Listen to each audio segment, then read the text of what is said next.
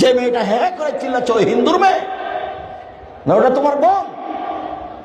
ও তো তোমার বোন, ও তো ফ্যাশন বোরখা পরে এসেছে, ও তো হ্যাঁ করে চিল্লাচ্ছে, ওটা তো তোমার বোন। তোমার বাপ নাই? তোমার বাপ তাকে দেখতে পারে না?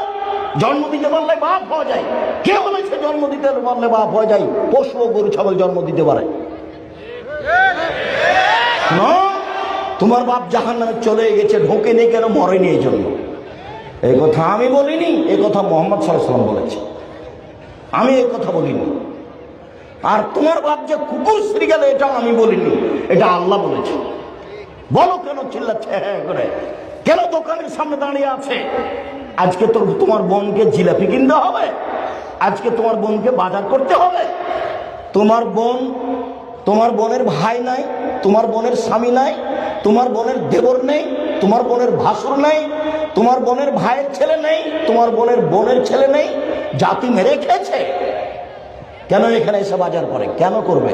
ওই যে তোমার বোন ফ্যাশন বোরকা পরে এসেছে, এখানে ভ্যানিটি ব্যাগ গাড়ি আছে, কি জানে ও ভ্যানিটি ব্যাগ গাড়ি করে থাকবে কেন? ওকে তো আমি গরু ছাগল মনে করি, পশু প্রাণী মনে করি। বুঝে না ওরা, অন্তর আছে বুঝে না, দেখেও দেখে না ওরা, চক্ষু আছে দেখে না, শোনেও শোনে না ওরা, কান আছে শোনে না। উলাইকা কাল আনাম, তারা পশু প্রাণীর মতো, তারা গরু ছাগলের মতো, তারা কুকুর শ্রীলের মতো, বালু মাজাল বরং তার চেয়ে খারাপ।